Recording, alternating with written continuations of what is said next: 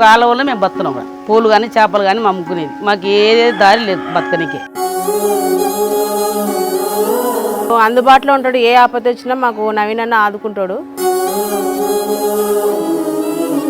మాకు చేపలు పెట్టుకోవాలంటే అడ్డవిన ఆయన వల్లనే మేము చేపలు పెట్టినాము.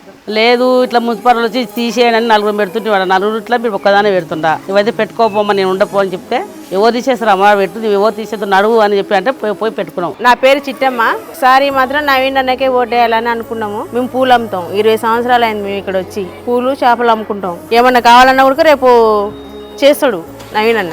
మా ఇంట్లో 5 ఓట్లు ఉన్నాయి. 5 ఓట్లు నవీన్ అన్నకే ఇస్తాను నేను.